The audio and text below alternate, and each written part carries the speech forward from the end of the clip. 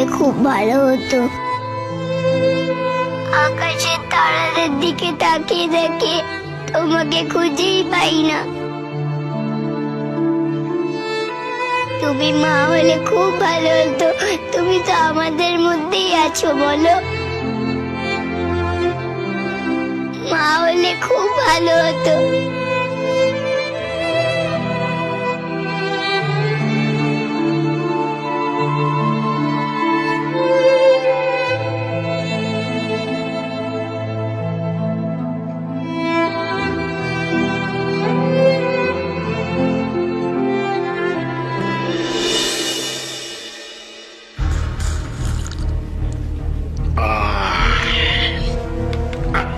সঞ্জয় বাবু, আমি কিন্তু বলছি আপনাকে, আদালতের ওপরে সবকিছু আপনি ছেড়ে দেবেন না। আমার কথাটা কিন্তু আপনি একটু বোঝবার চেষ্টা করুন। দেখুন, আদালত তো আছে, আমিও আমার যা কর্তব্য কাজ আমি করব। সওয়াল করব, জবাব দেবে, হিয়ারিং হবে, তারপরে যথারীতি রায় বেরোবে, এগুলো তো সব হবে, ঠিক আছে। কিন্তু আগে বুদ্ধিটা খাটান। বুদ্ধি খাটান মানে? বুদ্ধি বুদ্ধি, ওইটাই তো বলছি আপনাকে। আপনি তো শকুনি মামা হয়ে যাচ্ছেন, কংস মামা হয়ে যাচ্ছেন। কি আজে বাজে কথা বলছেন আপনি? দেখুন, আপনার কথা আমরা কিচ্ছু বুঝতে পারছি না। বুঝবেন কি করে? দীপাবলি এসে গেল। তো কি হয়েছে? কি হয়েছে মানে? যান। যান মানে কোথায় যাব? ওই দেখো, সর্বনাশ করেছে। সবকিছু যদি আমি বলে দেবো তাহলে ফিস বাড়িয়ে দিতে হবে কিন্তু। আরে সঞ্জয় বাবু, মামা হিসেবে আপনার কি কর্তব্য? ভাগ্নে ভাগ্নির কাছে যাওয়া। কি? তাই তো বলছি, ওই যে ছোটবেলায় শোনেননি? আমরা যখন ছোট ছিলাম তখন কি তাই তাই তাই মামা বাড়ি যাই, মামা দিল দুধ ভাত দুয়ারে বসে খাই, তো মামি এলো লাঠি নিয়ে পালাই পালাই। আমি আপনাকে অপমান করছি না সঞ্জয় বাবু, আমি যেটা বলতে চাইছি সেটা হলো যে দীপাবলি এসে গেল। এখন ভাগ্নে ভাগ্নিকে ওই বাজি পটকা চরকি এই সব কিছু দিয়ে তো বস করতে হবে, মুঠির মধ্যে নিয়ে আসতে হবে। তো সেটা করুন, মোমবাতি নিয়ে যান, দিয়া নিয়ে যান, ওদের সাথে একটু নাচানাচি করুন, হ্যাঁ আনন্দ ফুর্তি করুন, ওদেরকে পুরো বসে নিয়ে আসুন, একদম পুরো বসে। তা না হলে কিন্তু ওই ঘরোই উকিল যদি 2.5 প্যাচের চাল দেয় না, তখন কোর্টে যদি ওরা নাচতে শুরু করে বাচ্চাগুলো, কিংবা ধরুন ওর জেঠু যদি আজকে যদি এক গাদা বাজি পটকা নিয়ে রাখি আর বন্ধনের কাছে গিয়ে বলে, রাখি বন্ধন দেখ তোদের জন্য কত বাজি এনেছি, কত বাজি, তখনই তো বাজি মাত হয়ে যাবে। 1 2 4 4 2 1, কি করবেন তখন? সেই জন্যই তো বলছি সঞ্জয় বাবু, বসে আনুন, বাচ্চা দুটোকে বসে আনুন। দময়ন্তী ম্যাডাম, কি বুঝতে পারলেন কি বলতে চাইছি? বস করুন, বস। কি বুঝলেন? হ্যাঁ, এটা কিন্তু আপনি মন্দ বলেননি। ঠিক তাই। তাহলে আমরা বরং একটা কাজ করি, ওই প্রদীপ মোমবাতি বাজি এ সমস্ত নিয়ে গিয়ে ওদের বাড়িটা একেবারে সাজিয়ে দিই বরং। ঠিক তাই। আর সেই সঙ্গে ওদের একটু খাওয়ানোর বন্দোবস্ত করুন, একটু ভালো বাজারঘাট করুন, একটু চিকেন নিয়ে আসুন, চিকেনের ভালো প্রিপারেশন বানান, তারপরে একটু মাছ নিয়ে আসুন, ভালো মাছ, বাচ্চা তো, হ্যাঁ ওদেরকে খাওয়ান, হ্যাঁ ওদের জন্য একটু ভালো চকলেট টকলেট নিয়ে আসুন। তারপরে ভাই ফোটার আয়োজন করুন।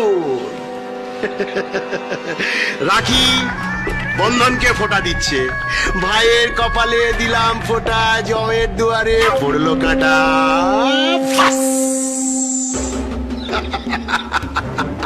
সবকিছু একেবারে হাতের মুঠোয় চলে আসবে। হ্যাঁ, সম্পর্কটাকে ভালো করুন, সম্পর্কটাকে ভালো করলে দেখবেন ওরা কাছে আসছে, ব্যাস সেই ফাঁকে দাউটা মেরে দিন, হয়ে গেল কেল্লা ফতে। অর্ধেক কাজ তো ওইখানে হয়ে গেল আপনার। 1 2 কা 4 4 2 কা 1। আচ্ছা চায়ের কাপটা দিন তো।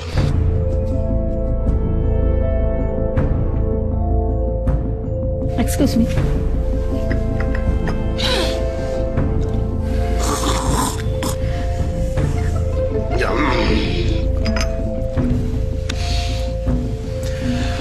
আপনি ঠিক বলেছেন, ধন্যবাদ। দেখেছেন তো, আপনাকে না একদিন বলেছি আমি যে ধন্যবাদটা আমাকে দেবেন না, ধন্য বলবেন আবার সেটা বাদও দিয়ে দেবেন, পুরোটা বাদ দিয়ে দিন না, ওরকম করবেন না। দেখুন এই সাজেশনটা তো আমার আমার কর্তব্যের মধ্যে পড়ে আপনাকে দেয়া, তাই না? আমি তো দেবই, আমি তো ওকালতি করি।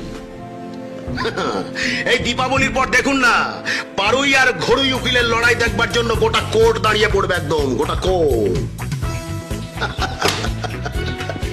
তবে এরপরে যেদিন আমি আসবো না, সেদিন এরকম ঘাটিয়া মার্কা চা, এই রদ্দি মার্কা চা কিন্তু আমাকে খাওয়াবেন না। I don't like this. চায়ের ব্যাপারে আমি কিন্তু ভীষণ চুজি, মানে একটু লিকার, একটু ফ্লেভার, মানে দুটো এমন এমন এমন হবে না, মানে পুরো একটা অন্য লেভেল, অন্য একটা মাত্রা যেন পেয়ে যায়। ঠিক আছে, উকিলবাবু বলে কথা, বুঝতেই পারছেন, একটু ভালো চা খাওয়াবেন না। বুদ্ধির কাজ, বুদ্ধি বুদ্ধি বুদ্ধি, সেই জন্যই বলছি এত টাকার সম্পত্তি আপনাদের পাইয়ে দেবে, একটু ভালো চা খাওয়াবেন। আচ্ছা আসি, নমস্কার। এই সব নাশ করেছে রে। দয়া করে আমার ফিজটা পাঠিয়ে দেবেন। হ্যাঁ দেখুন, আমি আমার কাজটা করব, কেস লড়বো, অথচ আপনারা ফিজটা দিতে গড়িবেশি করবেন, সেটা তো ঠিক নয়। ভালো থাকুন, হ্যাপি দীপাবলি, ভালো থাকুন। পুরো শয়তানের মাথা লোকটা। শয়তানের মাথা হলেও কথাগুলো কিন্তু খুব একটা ভুল বলেনি। বাজি কিনতে হবে, অনেক বাজি। বাজি কিনে নিয়ে যাবো, তারপর দেখা যাক না মামার মামি বলে মানে কিনা।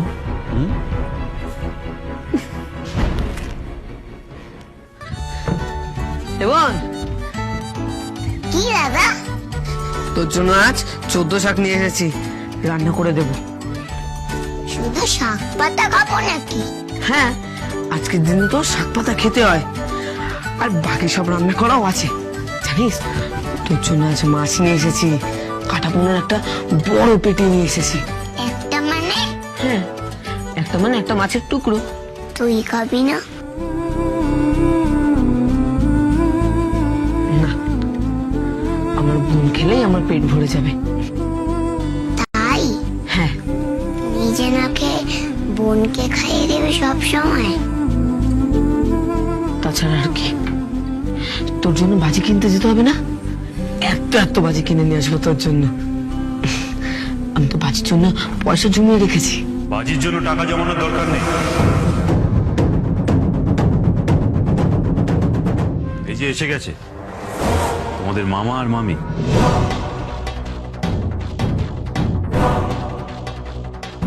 এই নাও, দেখি দেখি এটা রাখি। এই দেখো, এর মধ্যে তোমাদের জন্য প্রদীপ, বাজি, মোমবাতি সব আছে, সব। দাদা, প্রদীপ, বাজি, মোমবাতি সব এসে গেছে।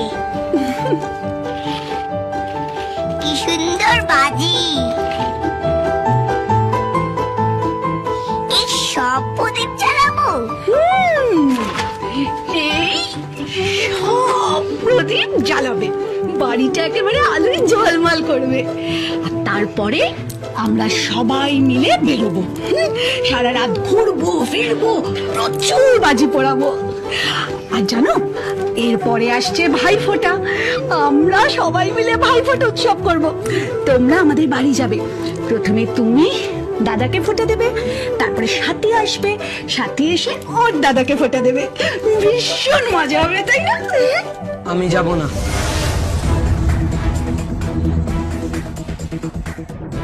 কেন? আরে তোমাদের মা তোমাদের মামাকে ভাইফোঁটা দেবে, তোমরা থাকবে না? না, আমরা যাব না। আমি জানি আপনারা এখানে কেন এসেছেন। আপনাদের বাজি, মোমবাতি, তারপরে প্রদীপ যা যা আছে সব নিয়ে চলে যান এখান থেকে। আমরা কিচ্ছু নেব না। দাদা আমি বাজি নেবো দাদা, কত ভালো বাজি। না বোন, এর এখানে ভালোবেসে বাজি দিতে আসেনি। এর এখানে কেন এসেছে সেটা আমি জানি, তুই বুঝবি না। কেন? দীপাবলির পরেই তো কোর্টে কেসটা আছে। আমি সব বুঝি, বড় হয়ে যাচ্ছি তো। আর সত্যি কথা বলতে, যিনি সাথী চ্যাটার্জি সেজে আমাদের জেঠুর বাড়িতে আছে তাকেই মা মানলাম না, তাহলে আপনাদের মামু মামি হিসেবে কি করে মানব? পারবো না।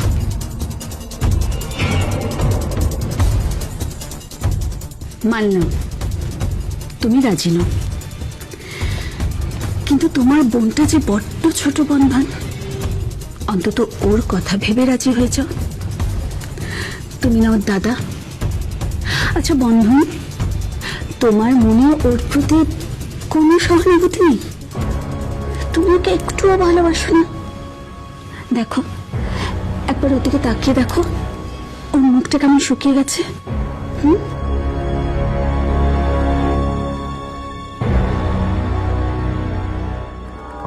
বেচারি,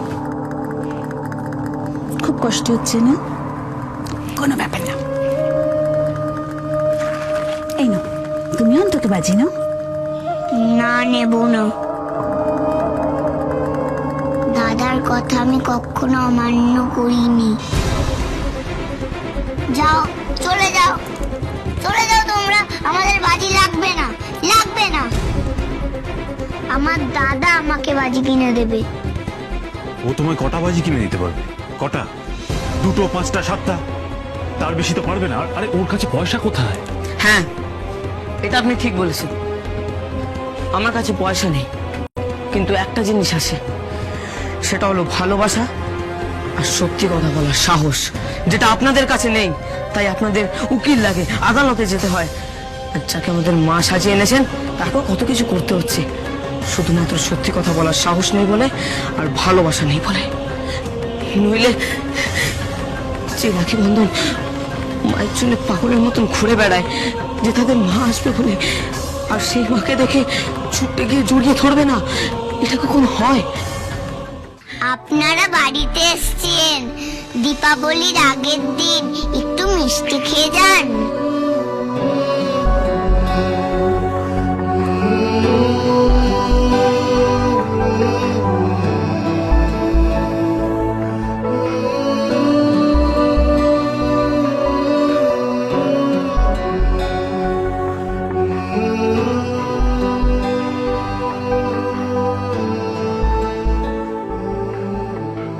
এই নিন লাড্ডু খান।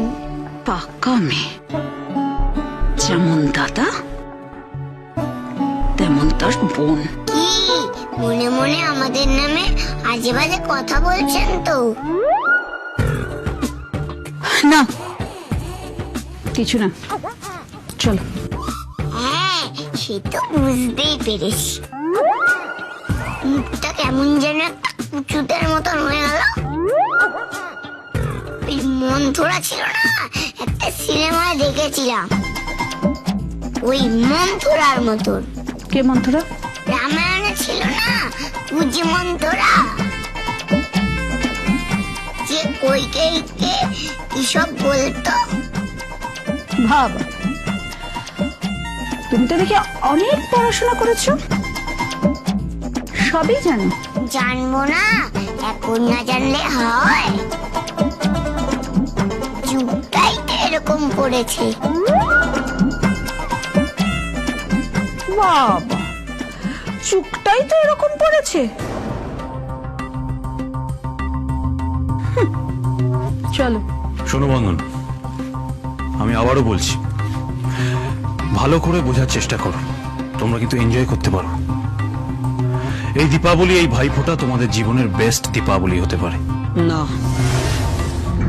আমাদের জীবনের সেরা দীপাবলি হবে সেদিনই যেদিনই সেজে থাকা নকল মা আমাদের সামনে দাঁড়িয়ে সত্যি করে বলবে যে সে কে। আর যেদিন আপনি সম্পত্তির জন্য দৌড়াবেন না, যেদিন আমার আর আমার বোনের কাছে এমন কেউ আসবে যাকে সত্যিকারের মা বলে জড়িয়ে ধরে কাঁদতে পারবো, তার আগে নয়।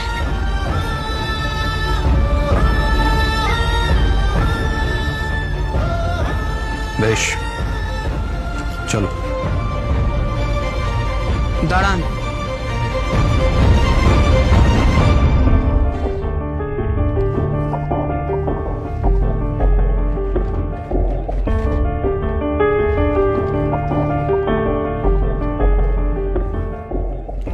এই নিন আপনাদের বাজি, নিন। আর মাফ করবেন, আমরা কারোর থেকে ঘুষ নিই না। বেশি পাকা না, একেবারে বিশ্ব পাকা। তোমার মতো ভাগ্নেকে না একেবারে চড়িয়ে। হ্যাঁ, শিশুদেরকে তো মারবেনই, শিশুদেরকে মারবেন না, এই শিক্ষা দিচ্ছেন। বড়রা তো মারামারি করছেনই, তার সঙ্গে শিশুদেরকেও মারামারি শেখাচ্ছেন। চলো তো, চত্বর চলে এসো।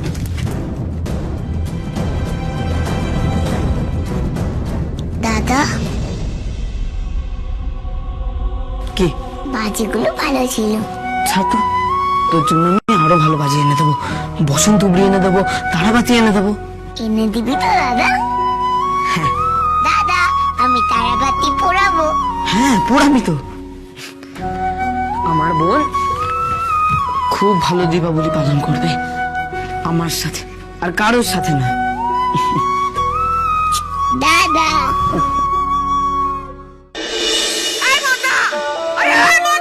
যাই দিদি। বল, তোকে বাজার থেকে 14 শাক আনতে বলছিলাম, এনেছিস?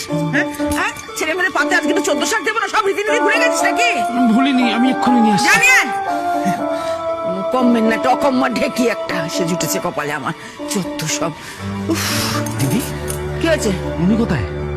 কে? আরে ওই যে সাথী চ্যাটার্জি। ওই, তোকে বলেছিলাম সাথী চ্যাটার্জি নয়, বলবি না তুই? আচ্ছা ঠিক আছে, না বললাম না। ওই যিনি আছেন ওই মহিলা, তিনি কোথায়? দেখ কোন চলে গেছে। কোন চলে গেছে? জানি না, বেরিয়েছে।